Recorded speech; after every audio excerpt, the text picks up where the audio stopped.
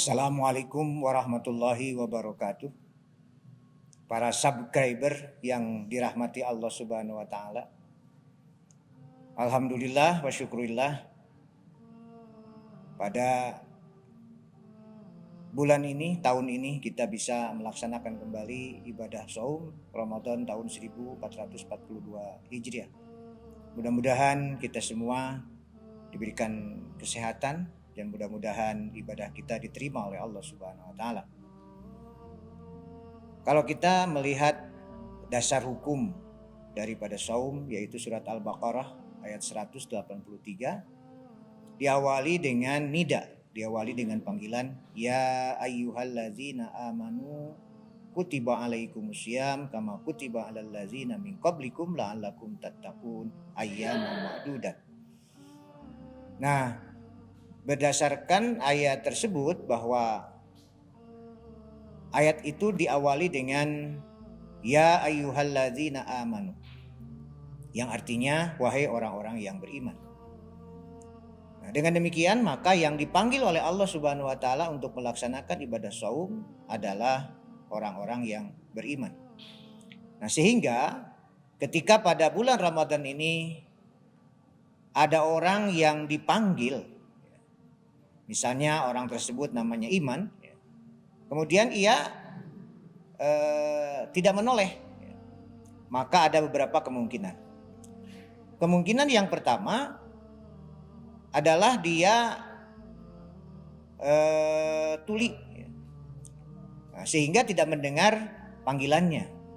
Iman, iman, dia tidak menoleh, maka kemungkinan yang pertama adalah dia tuli. Kemungkinan yang kedua, dia memang tidak mau mengikuti panggilan tersebut. Dia kedengaran panggilan tersebut, iman, iman kedengaran, tapi dia tidak mau. Dia tidak menggubris panggilan tersebut. Nah, kemungkinan yang ketiga adalah dia sudah ganti nama. Yang tadinya iman misalnya menjadi kafir. Nah, demikian pula ketika Allah Subhanahu wa taala memanggil orang yang beriman untuk melaksanakan shaum, maka kemudian ia tidak melaksanakannya, maka kemungkinan yang pertama memang dia tuli, dia tidak mau mengikuti ajakan Allah Subhanahu wa taala, seruan Allah Subhanahu wa taala. Yang keduanya adalah dia memang membangkang terhadap anjuran atau terhadap panggilan Allah Subhanahu wa taala tersebut. Nah, yang ketiganya adalah dia sudah berubah namanya, sehingga tidak lagi sebagai orang beriman. Naudzubillahi min dzalik, dia sudah berubah menjadi orang yang tidak beriman.